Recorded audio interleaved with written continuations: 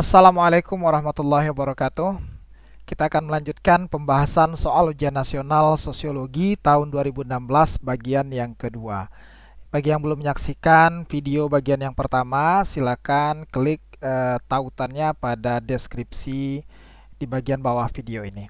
Oke, kita langsung saja membahas soal nomor 26 sampai dengan 50 ya. Nah, soal nomor 26 ini pertanyaan mengenai syarat terbentuknya kelompok sosial kerumunan. Oke, crowd ya. Kita bicara mengenai crowd. Apa terjadinya syarat terjadinya kerumunan? Interaksi secara terus-menerus ya, tentu saja tidak ya. Kerumunan itu tidak terus-menerus. Persamaan tujuan ya, benar. Formal, crowd itu informal ya, dia tidak resmi. Kehadiran sementara, benar. Keinginan melihat suatu peristiwa. Nah, berarti 2, 4 dan 5. Karena kerumunan itu dia sementara ya kan, melihat kejadian tertentu dan adanya tujuan yang sama ya. Oke, kita lanjutkan. Ini ada A dan B ya. Pertanyaannya, potensinya apa? Yang A ini Sunda, kemudian petani Islam, B ini Flores, pedagang Katolik. Apakah ada interseksinya? Ternyata tidak ada ya kan. Berarti potensi terjadinya apa? Terjadinya konsolidasi karena masing-masing kelompok akan melakukan penguatan ke dalam kelompoknya masing-masing. Tidak ada yang menyatukan di antara dua kelompok ini, kelompok A dan kelompok B ini. Tidak ada unsur yang menyatukannya atau parameter yang menyatukannya. Oke, yang ditanya nomor 28 adalah mengenai karakteristik multikultural. Oke, multikultural. Mempertahankan eksklusif. Kalau eksklusif berarti bukan multikultur ya. Menghargai nilai kearifan ya. Ini multikultur. Struktur sosial yang mengikat.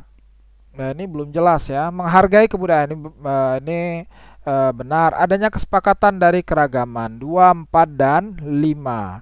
Yang paling pas itu nomor 2 ya, menghargai, kemudian menghargai kebudayaan berbeda. Nah, 2 dan 4 ini yang paling tepat sekali ya. Adanya kesepakatan dari keragaman atau konsensus di sini ya, yang nomor 5. Berarti 2, 4 dan 5. 29. Pertumbuhan penduduk di Indonesia yang tidak diimbangi dengan ketersediaan lapangan pekerjaan yang memadai menimbulkan persaingan yang tinggi sehingga rawan terjadi konflik yang berujung pada perpecahan. Oleh karena itu, pemerintah membuka program padat karya dan kursus keterampilan secara gratis. Kebijakan pemerintah merupakan salah satu faktor pendorong integrasi, yaitu apa di sini yang mendorong? Kesempatan yang seimbang antara apa? Antara rawan ya kan, antara apa, antara orang yang bisa memperoleh high class, yang bisa memperoleh pendidikan yang baik dengan orang-orang dari lower class ya kan, yang tidak punya akses kepada keterampilan, sehingga mereka memiliki kesempatan yang sama, kesempatan yang seimbang agar mereka bisa diserap ke dalam dunia kerja. Kesempatan yang seimbang ini yang tepat ya. 30.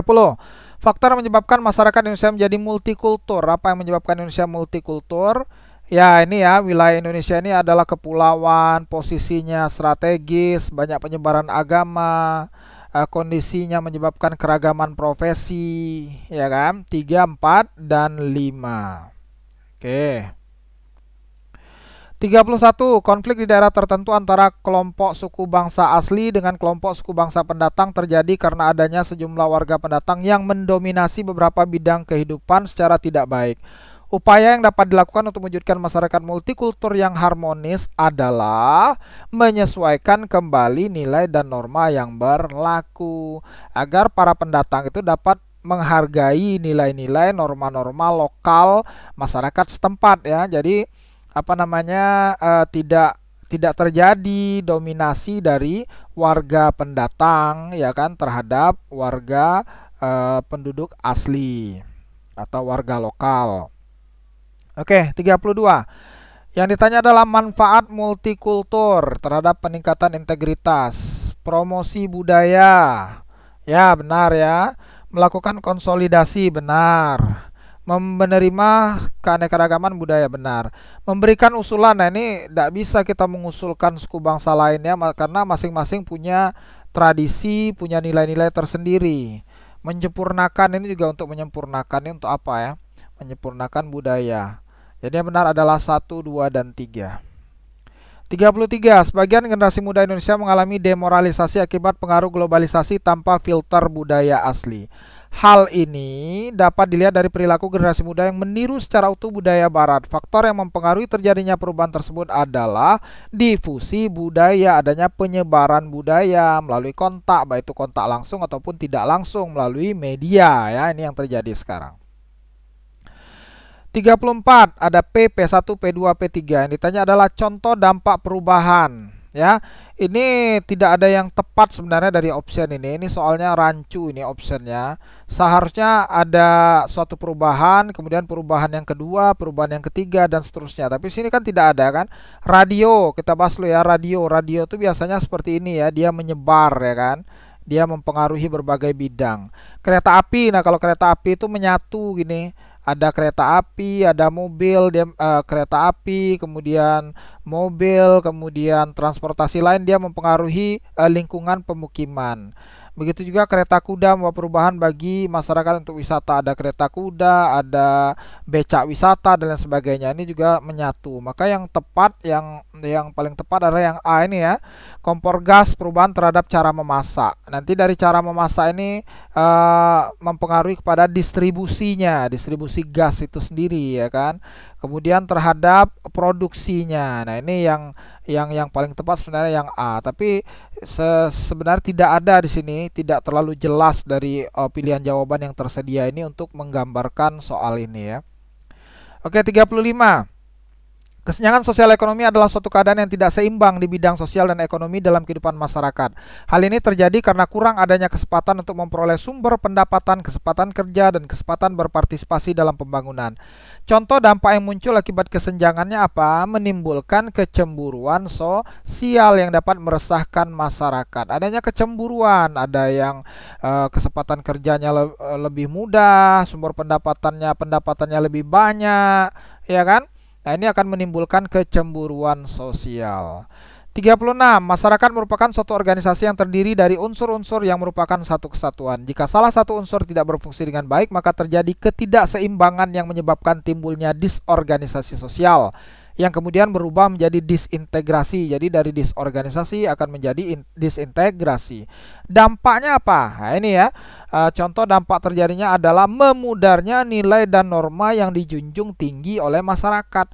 Lama-kelamaan jika nilai dan norma ini memudar, ya kan, lama-kelamaan akan terjadi disintegrasi atau perpecahan dalam kehidupan masyarakat. Oke, 37. Perkembangan yang pesat di bidang teknologi informasi telah membawa perubahan pola pikir dan perilaku masyarakat dalam bidang ekonomi dan kesejahteraan secara umum yang berdampak pada daya beli. Ini ada kata kuncinya daya beli. Kondisi tersebut menunjukkan bahwa di masyarakat telah terjadi peningkatan pola konsumsi, karena ini ada kata-kata daya beli ya. Daya beli itu berhubungan dengan pola konsumsi. Globalisasi menciptakan ketergantungan antar negara dan antar kawasan, sehingga tidak ada negara atau kawasan tertentu yang dapat berdiri sendiri tanpa ada bantuan dari orang lain. Di bidang ekonomi, ada WTO, World Trade Organization, atau Organisasi Perdagangan Bebas. Indonesia menjadi salah satu anggotanya, dengan harapan masyarakat mendapat manfaat dari aktivitas tersebut. Faktor pendorong terjadinya globalisasi ekonomi pada deskripsi tersebut adalah peningkatan kesejahteraan masyarakat. Ya kan? Oke.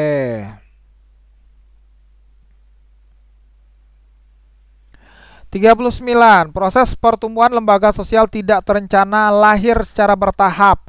Hal ini biasanya terjadi ketika manusia dihadapkan pada masalah-masalah yang berhubungan dengan pemenuhan kebutuhan hidup. Berikut ini yang merupakan contoh proses pertumbuhan itu adalah lembaga ekonomi ya, perusahaan dagang ya kan, lembaga dalam bidang ekonomi ya. Nah, lahir secara bertahap ya dalam praktik kehidupan. Contoh ekonomi ini kan diawali dari barter ya kan, kemudian berubah menggunakan alat tukar berupa uang dan seterusnya sampai sekarang kepada transaksi elektronik ya kan, transaksi elektronik. Oke.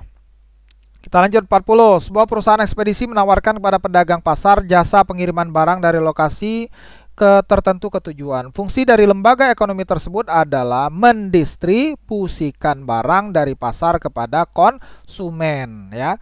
Adanya jasa pengiriman dari lokasi tertentu ya kan, dari lokasi tertentu ke tujuan tertentu, mendistribusikan barang ya.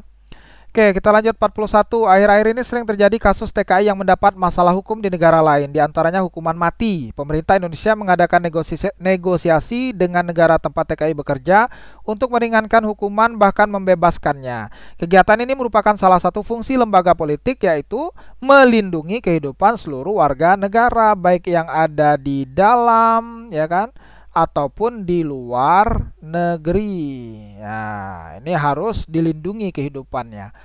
Oke, 42. Salah satu ciri lembaga sosial adalah memiliki tradisi tertulis atau tidak tertulis.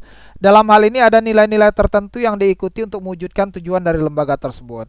Berikut ini merupakan contoh dari ciri-ciri di atas adalah, nah, memiliki tradisi tertulis. Ya, contohnya apa? Meminta restu kepada orang tua sebelum menikah. Ini merupakan tradisi dalam lembaga keluarga. Bendera ini simbol, ya kan?